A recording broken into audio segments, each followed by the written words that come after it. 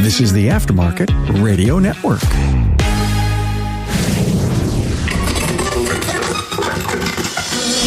It seems like the hot topic of late is customer service. Businesses are short-staffed big time, and everyone's asking for customers to be patient with them. But what happens when something goes wrong? How does that business handle that situation? How does the customer react? From the Aftermarket Radio Network, it's Carm Capriato. Good to have you here.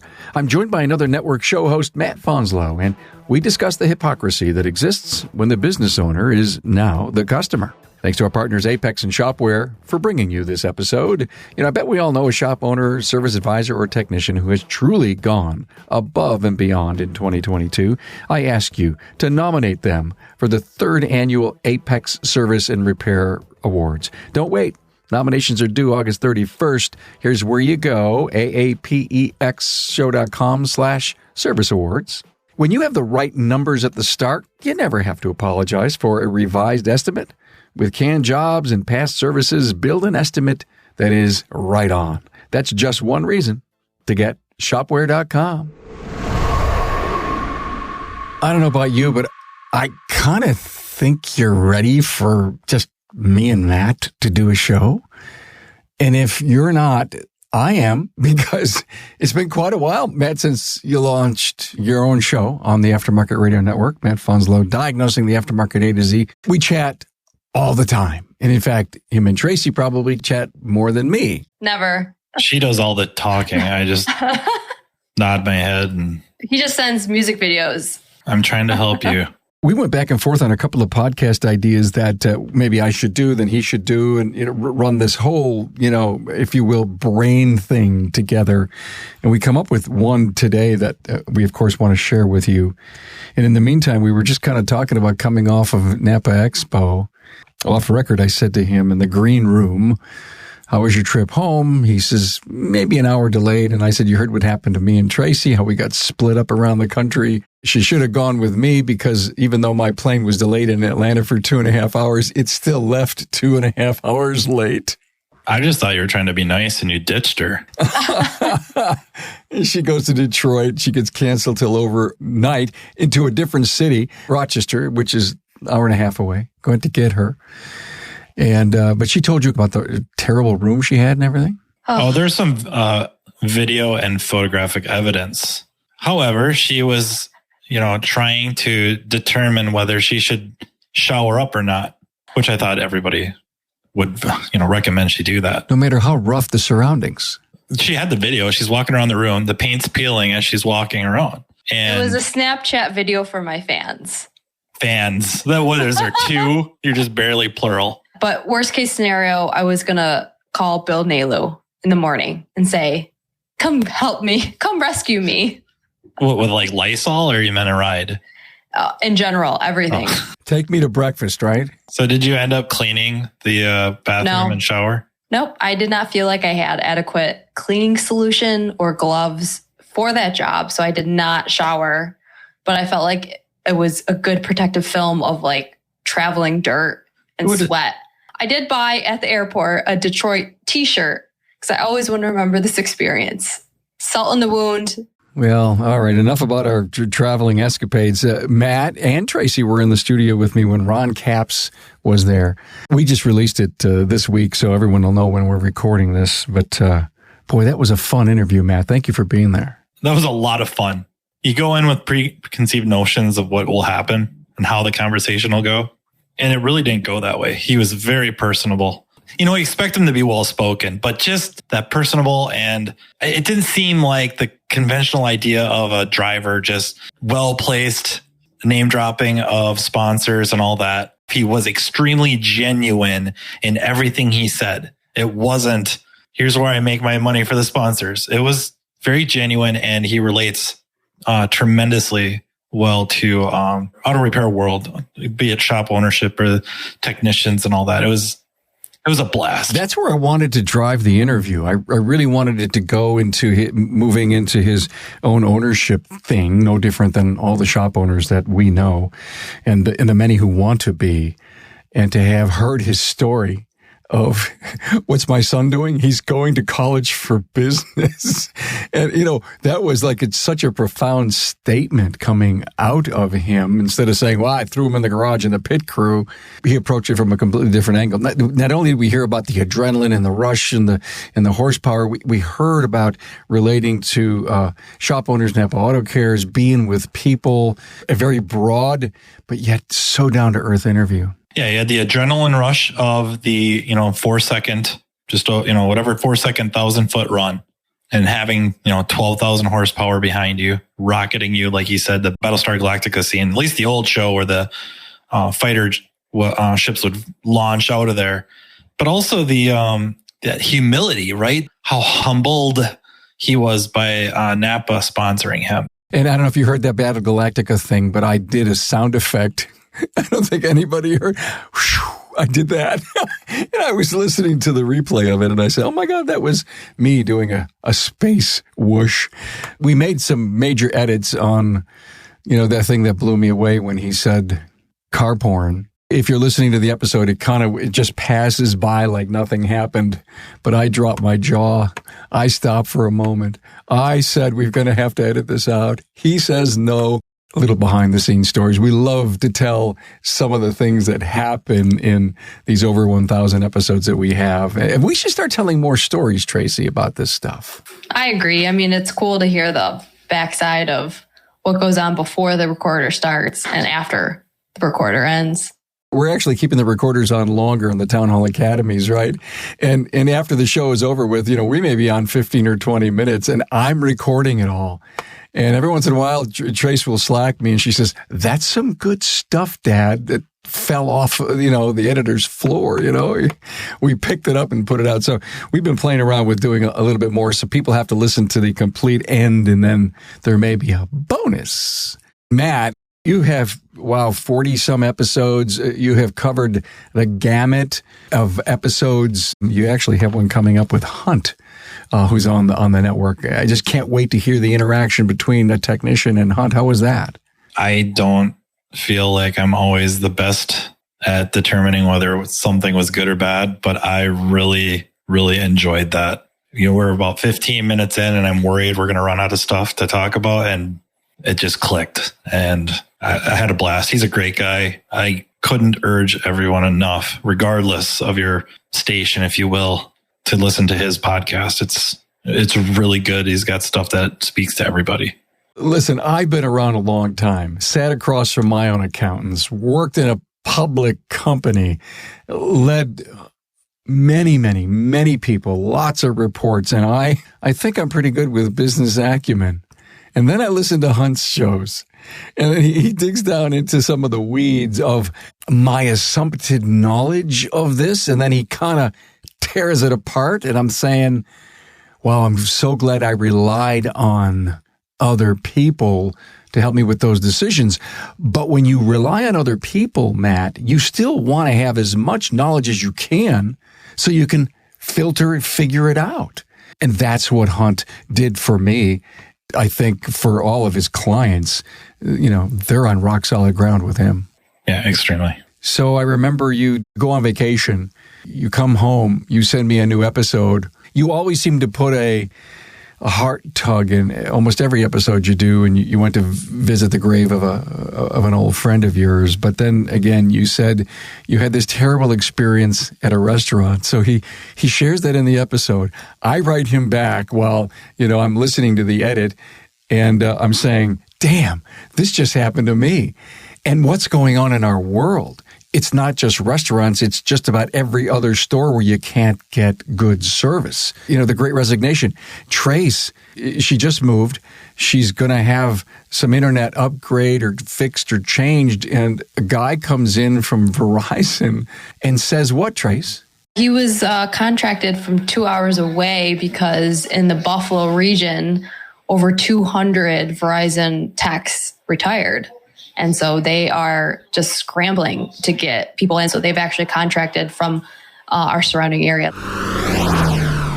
Hey, Carm here. Now, I bet we all know a shop owner, service advisor, or technician who has truly gone above and beyond in 2022 and who represents the best of the best. Now it's time to nominate them for the 3rd annual Apex Service and Repair Awards. Now, these awards will recognize a shop owner of the year, service advisor of the year, and technician of the year.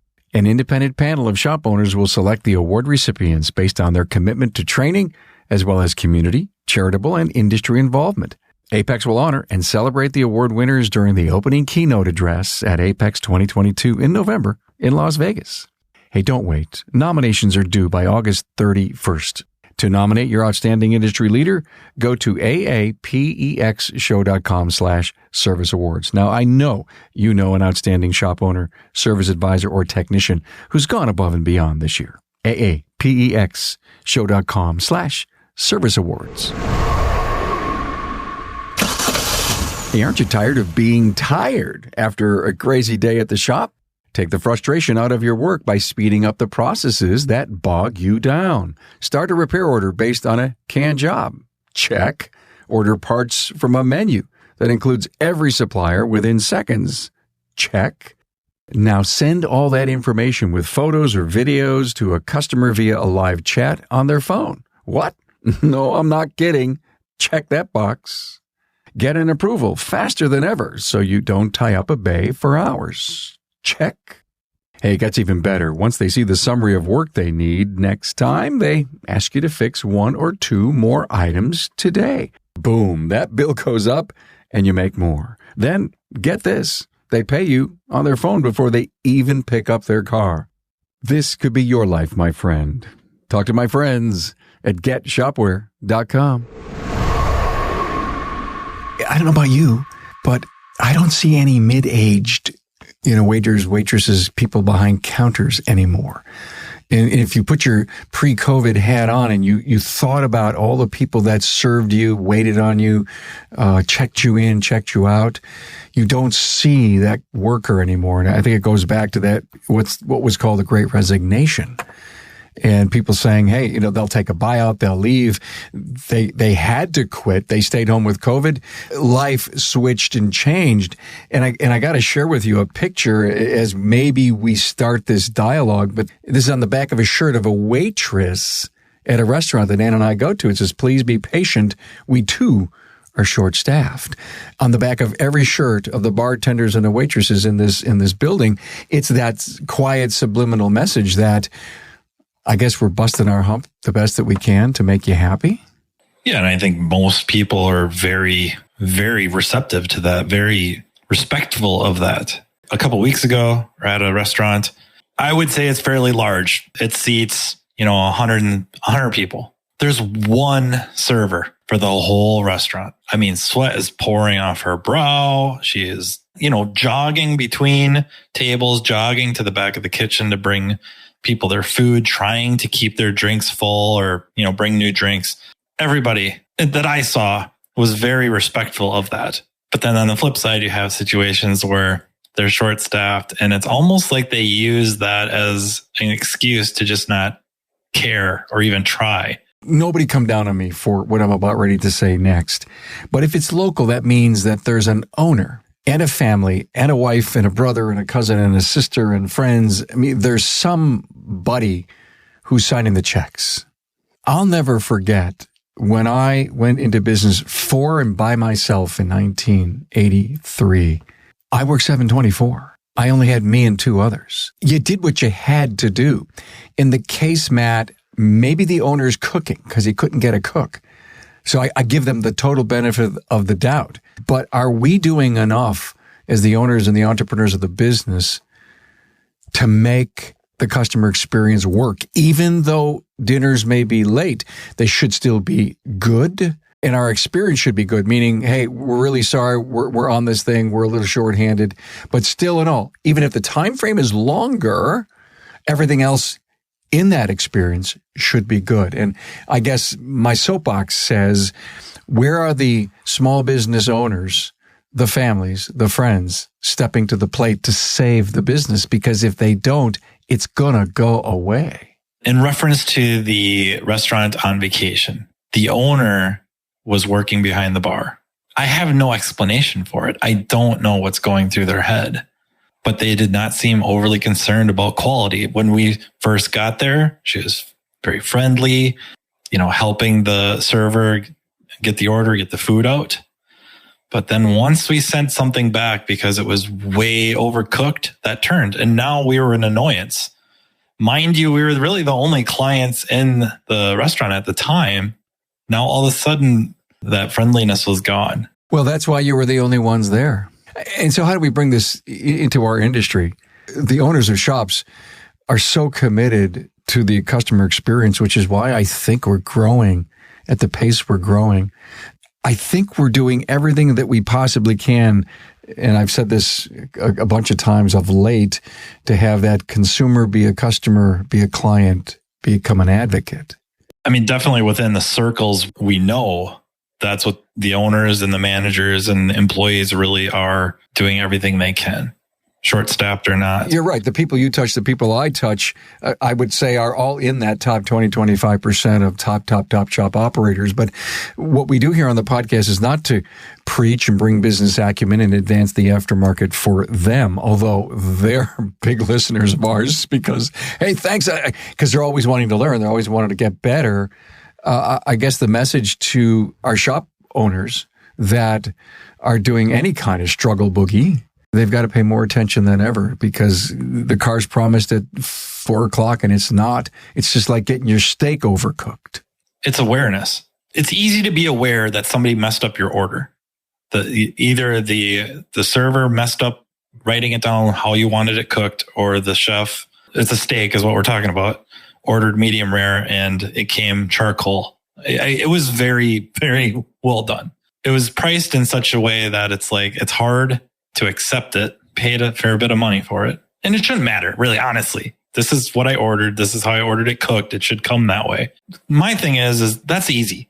Where I get really, really annoyed as a manager or an owner that's going through this experience at a restaurant as a patron, when an instance occurs at your shop that mimics that experience, only you're now on the other side of the counter. It so gets me amped up and upset. They can't turn the table. They can't put the shoe on the other foot. This is a totally different situation. And now they act the same way as the restaurant employee or manager or owner did to them that they found so offensive. The hypocrisy just drives me batty. It frustrates me to no end. People that want to get ahead and want to constantly improve their world, their life, their business, their relationships would have an internal reflection. Or the next time the situation arises where you have a disgruntled customer, and we'll just give the customer the benefit of the doubt. You did mess up. Even if it wasn't like the shop's fault, a part failure, something like that. Now all of a sudden it's like, okay, you know what? This is not unlike that restaurant situation. This is how I thought the manager should have handled it. This is how I thought the server should have handled it. This is how I thought, if I was the owner of this restaurant, I would have done this. Well, now you've got your chance. It's just not the restaurant. It was in February. It was your episode 19. What does a great steak restaurant and auto repair have in common? Part of what you were talking about is it was the professional chef going against the unprofessionals or the novices or... Oh, yeah. Okay. So his master chef is a very specific episode. Yep. Gordon Ramsay. It just drove right into processes and systems and organization and all the things that ultimately that chef has so much responsibility to get it right for the front side of the business. Not to set the table too much, to use a lot of puns. Oh yeah, good. To set the table for, I think, a future episode you and I are going to have on what it takes to become an expert. Oh God, yes. And that's what we're talking about here is, in this example, we're talking about Gordon Ramsay as the expert. And I think for the most part, he's generally accepted as being a very, very capable chef and restaurateur, right? Or an entrepreneur, restaurant owner. The way he would move compared to the contestants who were top tier of home chefs coming in to become US's next master chef. They can all cook. That's why they're on the show. But to watch the way he moves, the efficiency of motion or economy of motion and knowing what to do and keeping it simple and keeping his station so clean and organized versus the chaos at theirs is very eye-opening. It's very eye-opening. And then just the thinking about how a high-end restaurant or any good restaurant, if you will, the dynamics going on are not unlike a repair shop at all. You got the chefs, they could be the technicians. Servers or hostess is the customer service representative. The servers could be like a service advisor. It translates really, really well. We're commissioned or agree to take your money in exchange for a properly repaired vehicle. And they are responsible for taking our money in exchange for a properly cooked meal. I think it would be an interesting series side by side, just to have a fairly novice, not completely like Joe Blow off the street or Jane Doe off the street doing a timing chain or timing belt, but somebody that's a little more on the novice side versus a master tech doing it side by side almost, split screen. I don't think you're going to see this master moving so much faster than the novice. He or she might move slower or seemingly slower, but fluid. Moving with purpose, knowing what to do next. The Bruce Lee thing, economy of motion. Every podcast we do on the network, we have been so lucky, Tracy, to have some of the best people in the industry. Matt's my favorite technician on our network. Oh, what are the other technicians going to say about that, I wonder? I'll be jealous. Definitely a lack of competition. That's the reason I edged out this win. Not to pound this whole restaurant thing and the hypocrisy of complaining. I can't help when I go to a place to put myself in the owner's shoes or become an observer. I wish I could just, Carm, come in for dinner, write a white paper the next day for me and let me know what's good or what's not. The powers of observation for me, and I think anybody who cares about how well a business needs to run, and if you're in the business that we're in, and that is spreading and sharing and advancing the aftermarket, one of the restaurants that we will not go to, we go out as a group of 8. We were going to this place maybe 20 times in a year. Also, this one's off our list. It's gone. It's done. If you're not paying attention to environment and to processes and the systems and the observation of, well, this person isn't trained well enough. It's like taking someone out of high school, throwing them on the loop rack. Trust me, there's going to be 20 mistakes in the first hour. You cannot do that. My daughter was a server at a restaurant. You could tell the difference between her and a coworker that was also a server, and they were friends in school together, high school. My daughter looked at it without any provocation, at least on my part, as every table was an opportunity. That if she did her job and impressed them, her tips were going to go up. That's where she was going to make the money, was the tips. It wasn't the hourly wage. That's almost an instant gratification type thing, generally speaking. Of course, she got stiffed, busted her butt for a table, did really well, got compliments, pats on the back, all that, $0 in tips. That happened. But her coworker did not view every table as an opportunity. It was almost a chore. They're going to shaft me somehow. I made a little bit of a mistake. Now, instead of getting 20%, I'm going to get 15% or 10% or 5% or no percent. And just that attitude was interesting to watch and see and talk about. And something else you were saying, I pick on shop owners and managers, but really it's a human condition. The hypocrisy, it's a human thing. That's what humans do. And it's really kind of a branch of Dunning-Kruger, where the Dunning-Kruger effect is we're generally very poor at determining our skill level at things. Every waiter or waitress and every customer experience, you have a chance to recover the next time. She could have just used somebody that's succeeding, who's killing it. My daughter would show me how much she got for tips on certain nights. It was insane. Give me an idea. $250? Oh, a couple $100. Yeah. For 4 hours. You keep talking. I'm going to do the math here. I think I'm underpaid. Yeah, I think we all are. But it's that positive variance, right? Somebody's in a very similar situation as I am, and they're doing extremely well, and I don't feel I'm doing quite as well. Or at the end of the night, we're comparing tips. She's got way more than I do. Okay, is she consistently always getting better patrons? No. So now what is she doing? Let me observe. Here's a crazy idea. I'm going to come in on a day off that she's working, and I'm going to just watch, and I'm going to take notes, and then I'm going to ask her a couple of questions maybe. And maybe I'll take her out to dinner afterwards or buy her dinner. I love what you're saying, because it doesn't matter what job. You can always learn something new and try to be better. Well, I think a huge part with customer service and customer experience is what we say all the time on the podcast is transparency and honesty. As a customer, a different experience when you go to a restaurant and your waitress or waiter may say, hey, I'm really sorry, we're really backed up. And they come, they check on your table. Hey, I did put the order in. We're just really backed up in the kitchen. I know you've been waiting a long time. I really appreciate you waiting. It'll be out as soon as it can. Again, it sounds like I keep putting her over. It's just, these are observations. I know she's not alone. If somebody's sitting there for an extended period of time waiting, she would, of course, make sure that their drinks were full, but then she would bring out an appetizer, something that could get cooked really fast. They didn't order it. She'd just bring them like a sampler platter or something, because the chances are that they would like something on it. It always goes back to culture and leadership and training and attitude, commitment, realizing that they're creating advocates who want to go talk about their place, not just somebody who's a wham bam consumer. To any owner, to anybody who's going to become a shop owner, just do some deep reflection. Do your people have what it takes to take care of your customer? Or send your wife with a vehicle to another shop some ways away. Have her take notes. Critique it. So the message here is don't be a hypocrite. If you have a bad experience, go back and double check your place. And there's more to it. It's training. It's, as I said earlier, it's the environment that you create, not only for the customer, but for your people. But we are dragging more and more people over the line as they are, if you will, having that V8 moment and waking up to their new reality of being a better, smarter business person.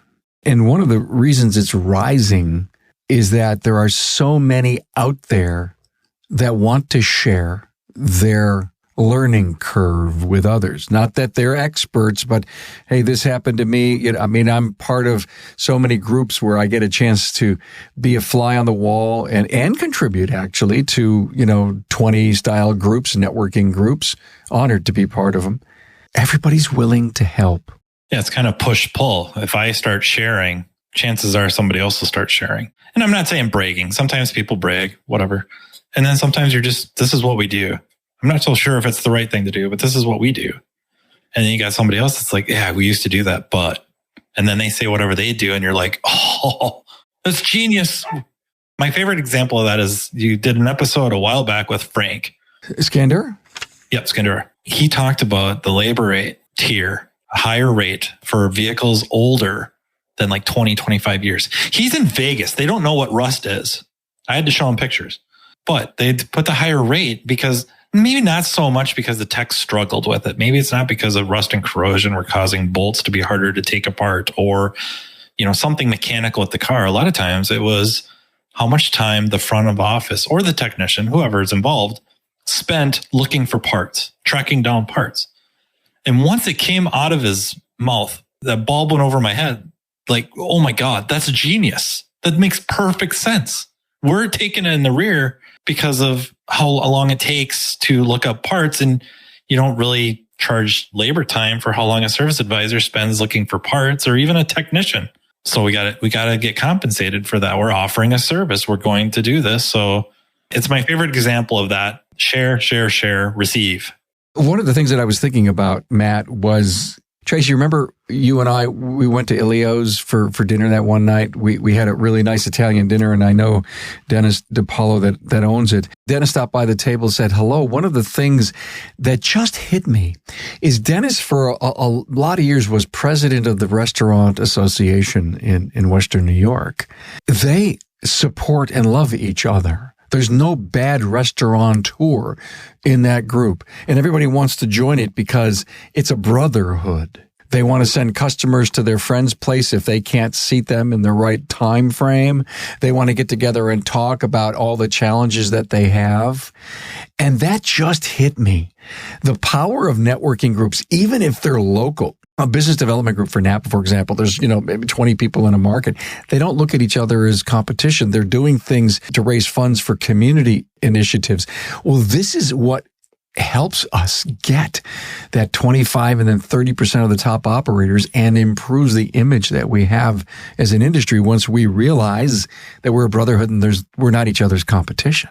What you're talking about to me also leads into a future episode that I'm for sure doing with Carm, and hopefully Tracy joins us.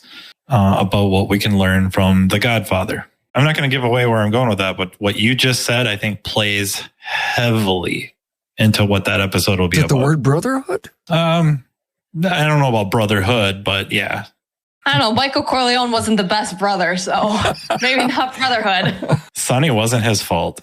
Fredo, I mean, come on. Crime of passion. Oh my God. We're talking way out of school here. But maybe now it's almost on record that we actually may have to do it. I thought we'd do it ASAP because I know how much that movie, for sure the first two and probably the third, but the Godfather series, I know how much it means to you. Maybe to tease the audience, Tracy, you need to tell our friends here who are listening what we used to do on Christmas Day. And this is going to sound like it happened 15 years ago. But this it was involved like ambushing a car recently. and shooting it up. No, but on Christmas, we love starting The Godfather, or sometimes we divert and go with Goodfellas, Casino. Normally it's Godfather, but the best is as soon as you start hearing those violins. Yeah. My mom goes, "Oh boy, what are you guys doing again?" I'm like, "We're watching Godfather. We gotta. It's tradition." Got the wine, the pepperoni, the provolone. Oh God, olives, olive oil, bread. That's why my belly looks like it does. I've watched The Godfather many 2 times. Now that we've teased the audience, we're going to have to do this. It's this concept that Tracy and Matt kind of came up with, and I'm on the sidelines in Slack watching them discuss this. Well, hey, this was great. I thank you for coming on. I think we had a blast. Thank you for joining us, Tracy. I sure do appreciate it. Well, we talked about a bunch of great stuff, but the hypocrisy that we have to really dig down deep inside. And before we complain about stuff, make sure our own house is in order. And here's the beauty. The reason for the podcast is if your house isn't in order, fix it. Or if you're from the 90s, check yourself before you wreck yourself. Just perfect. Matt Fanslow, Riverside in Red Wing, Minnesota, and from the Matt Fanslow podcast, Diagnosing the Aftermarket A to Z. He opens the hood on life in his podcast. Incredible listenership, great fans. They're communicating with you. They're asking you to do certain episodes, and I know you're doing one hell of a job to keep it one of the most interesting automotive podcasts out there, so thank you for that. I mean, I think it's a reflection of me, very scatterbrained. So, all over the place. You never know. Zero-turn lawnmowers or Metallica? Okay, guys, thanks. Thank you, sir. Thanks, Matt. Thanks for being on board to listen and learn from the premier automotive aftermarket podcast. Until next time.